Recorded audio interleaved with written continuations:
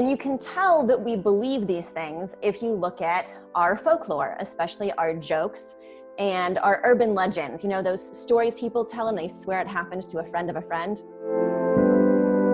Because I had my daughter wearing cloth diapers and I thought if she was going green, then I should too.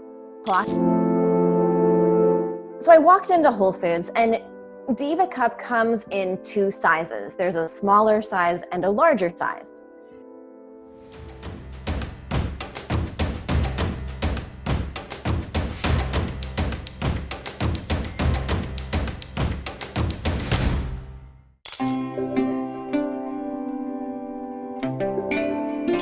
When I was in college, I was visiting my friend Brett at his apartment.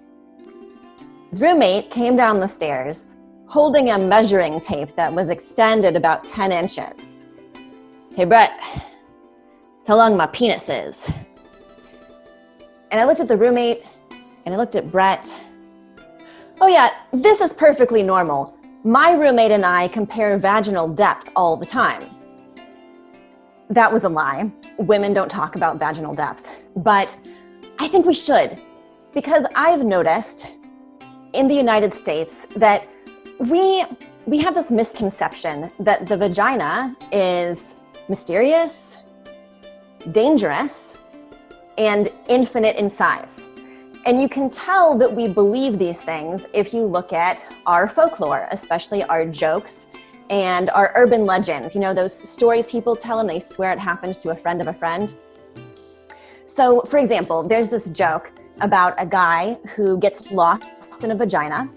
He's wandering around for days, finally runs into another guy and asks, "Hey, do you know the way out of here?" And the other guy says, "No, but if you help me find my keys, we can drive my car out."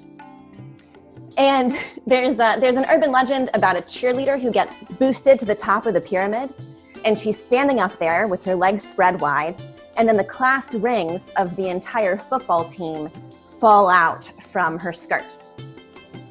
And if it was only men who told jokes and stories like this, that would be kind of amusing, right? Because it just illustrates their ignorance of and discomfort with the female anatomy. But I have also heard women tell stories of the infinite vagina, and they're often just a little bit different. So a lot of high schools have the rumor that goes around about the girl who was masturbating with a hot dog, and then it broke off inside of her, she couldn't get it out, and it rotted and she died. And by the way, that is how a lot of these stories end. It is the young woman's punishment for wanting to have sex and doing it with a hot dog instead of that nice guy who's been following her around. Or there's a similar rumor that often goes around about the girl who went to prom, got drunk, had sex with her date, forgot she was wearing a tampon. It got jammed way up inside of her and she couldn't get it out and she got very sick, but she didn't die because she had sex with a penis attached to an actual man. And the fact that women tell these stories, I find a little bit troubling because women possess the equipment. And with a little bit of self-exploration, they can discover that there's really nowhere for a hot dog or a tampon to go from whence it could not be retrieved, especially if you were kind of motivated, like you would be if you were facing humiliation, illness, or death. Now, after my daughter, my first child, was born, I started researching alternative menstrual products because I had my daughter wearing cloth diapers and I thought if she was going green, then I should too. So I went online and I read all about sea sponge tampons and cloth pads and menstrual cups. And I quickly decided that a menstrual cup was what I wanted to try. So next, I started researching more about menstrual cup brands that are easily available in the US. I finally settled on Diva Cup brand. Now, Diva Cup had excellent reviews. And also, I knew that I could purchase a Diva Cup right off the shelf at my local Whole Foods grocery store. So I wouldn't have to order and then wait for it to arrive. It would just be instant gratification.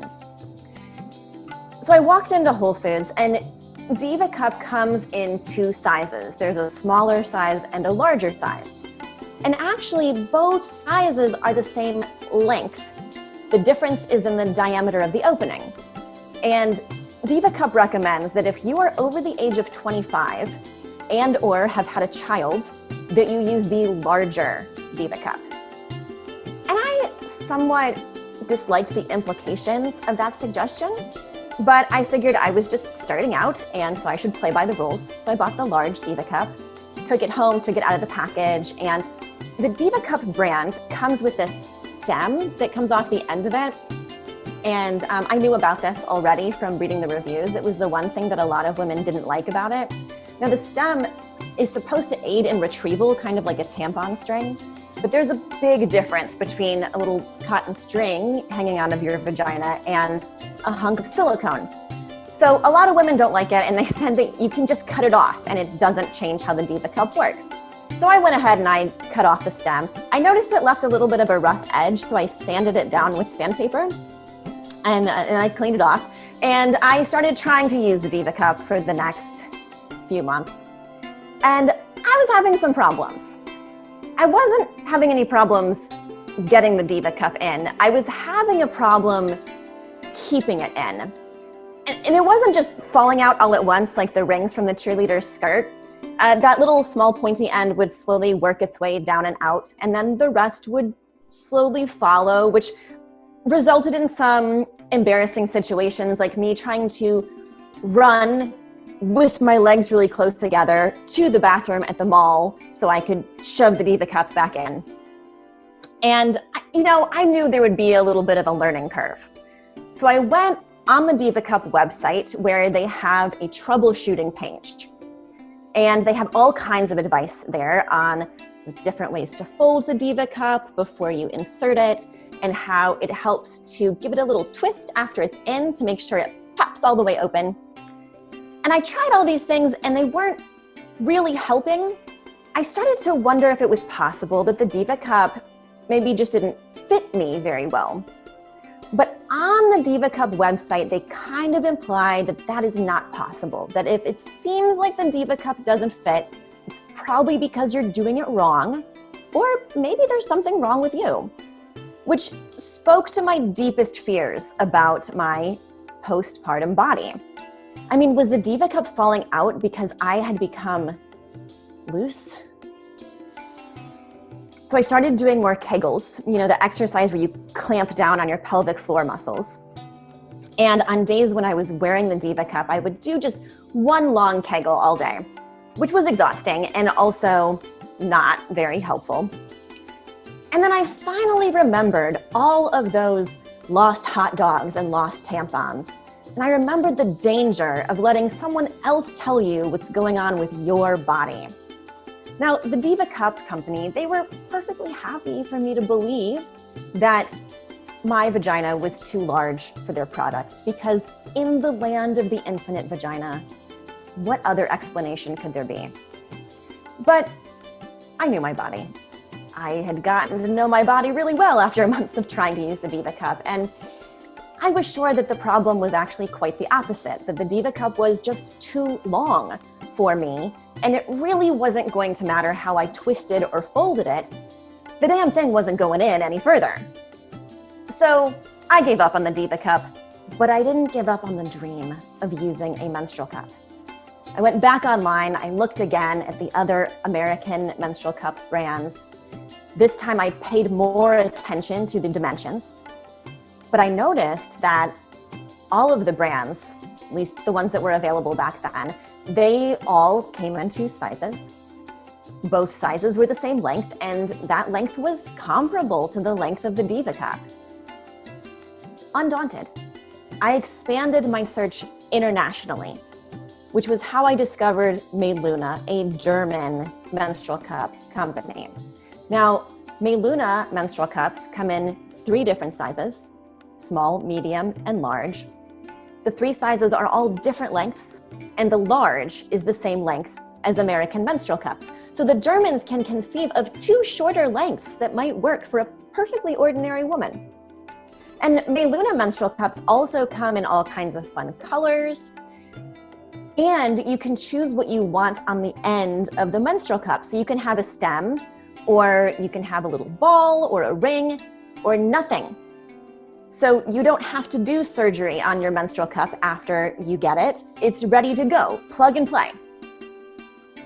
So I picked out a purple, medium-sized menstrual cup with nothing on the end of it and ordered it. And then I had to kind of cross my fingers that it would actually find its way to me, because American menstrual cups are made of either silicone or rubber, both of which are materials our federal drug and FDA, Federal Drug Administration, they've approved for use in your vagina. The Meluna menstrual cups were made of something else that at the time was not FDA approved, which doesn't mean it was dangerous. It just meant the FDA hadn't tested it yet. But it also meant my package could be stopped by customs. Well, fortunately, a couple weeks later, the package did show up on my doorstep. I tore it open, and there inside was the purple medium-sized menstrual cup with nothing on the end of it that I had ordered. But there was also another menstrual cup in a little plastic baggie with a note stapled to the baggie. And the note explained that this additional menstrual cup had a small factory defect that meant they couldn't sell it.